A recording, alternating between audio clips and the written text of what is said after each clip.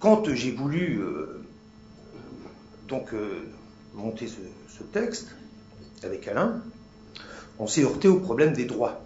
Parce que, comme vous le savez peut-être, obtenir les droits de Beckett est très complexe, très difficile, dans la mesure où il y avait une sorte de chapelle, et on a dû, Alain et moi, faire une chose incroyable.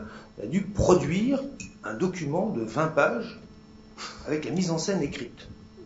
On exigeait de nous la mise en scène écrite. Ça donnait des choses comme, page 17, à tel mot, il lève les yeux vers la gauche et tourne légèrement le visage de quelques angles.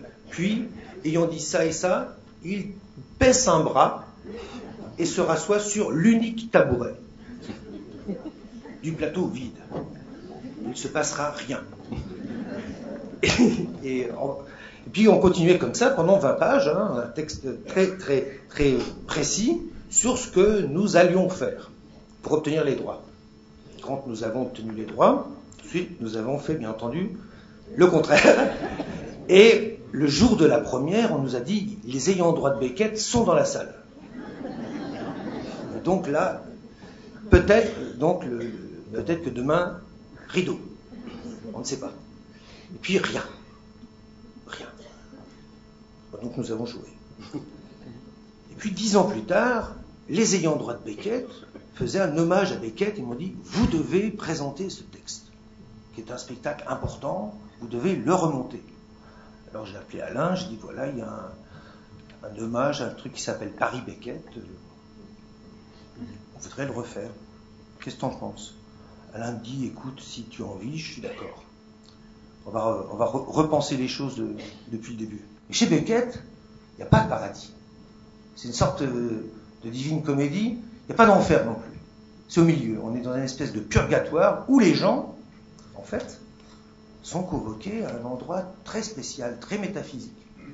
En fait, on est dans le dépeupleur, on est renvoyé à une question métaphysique sur sa place. Non pas dans la société, parce que l'endroit où Beckett est politique, il ne parle pas d'argent, il ne parle pas de lutte sociale, il parle en fait de la lutte de l'homme contre lui-même. Et sur ces différentes échelles dans lesquelles il pense ou ne pense pas se situer.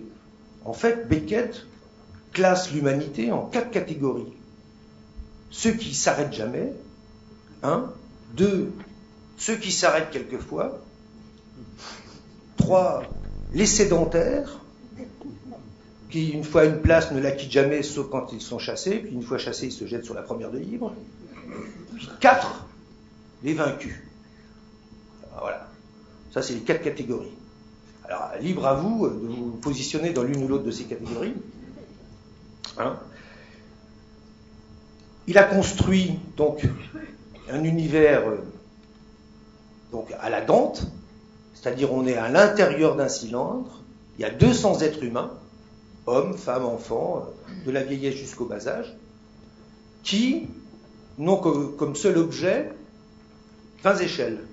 Ils font la queue pour ces échelles, il y a une hiérarchie très précise, et ils vont, avec ces échelles, accéder à des niches dans lesquelles on peut chercher. Certaines sont reliées par des tunnels. Ils sont donc tous à l'intérieur d'un cylindre. Ils vont chacun chercher, dans cet univers clos, extrêmement métaphorique, ils vont chercher chacun son dépeupleur. C'est l'endroit où en fait on va chercher sa propre fin, son propre rien. C'est pas seulement ça, en fait, que Beckett nous invite à réfléchir. C'est aussi le sentiment du collectif et de l'individuel qui constamment se confrontent.